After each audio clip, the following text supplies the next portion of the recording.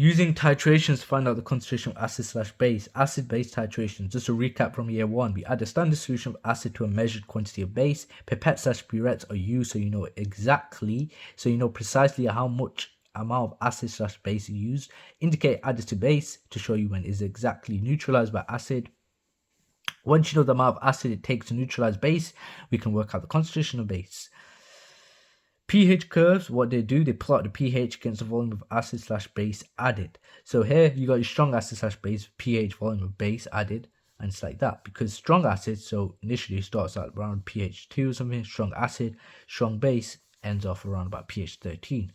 Strong acid, weak base, initially starts off at like pH 1, 2, pH volume base added, but then it stops around about pH maybe 7 or 8 or 9 because it's a weak base, not a strong base. The vertical point, the end point where a small amount of base causes a small amount of base causes a sudden big change in pH, aka the acid neutralized.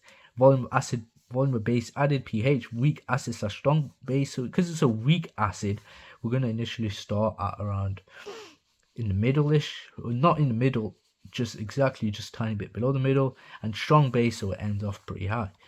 Weak acid/weak base, pH volume of base added, we start off at around 6 or 5 pH, and then we're going to peak at around about 8, 9. We're not going to get anywhere near the 12, 14 mark. So therefore, this part, we use a pH meter because it does not have a proper narrow vertical point, the end point.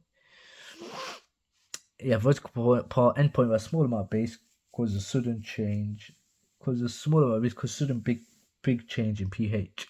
Acid neutralized. Diprotic acid, one that can release 2 protons when in solution. 2 protons are removed from the acid separately in 2 stages. We need an indicator to change color exactly at endpoint of titration. We need to pick one that changes color over a narrow pH range, that lying entirely on the vertical part of the pH curve. Methyl orange and phenolphthalein indicators used for acid-base titrations, and each change color over different pH range. Strong acid/strong base titration, we can use both. Strong acid/weak base titration, we can only use methyl orange. Weak acid/strong base titration, we can only use phenolphthalein. So you can see here with these two, weak acid, strong base is just flipped over. We can only use methyl orange, we can only use phenolphthalein. Weak acid/weak base titration, this one, we can only use a pH meter. Phenolphthalein, methyl orange won't work. Color change is too gradual. So methyl orange, phenolphthalein, color low pH red, colorless, approximate pH color change 3.1 to 4.4, 8.3 to 10, color high pH yellow, pink. So red to yellow, colorless to pink. If you use a pH meter rather than an indicator, what will happen?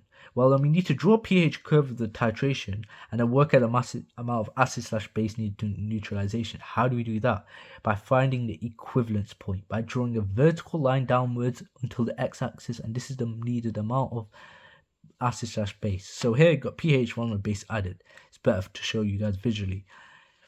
There you go. And instead of this, then there's my equivalence point. I draw a straight line down the x-axis. That is the neutralization volume, the needed volume of acid/base.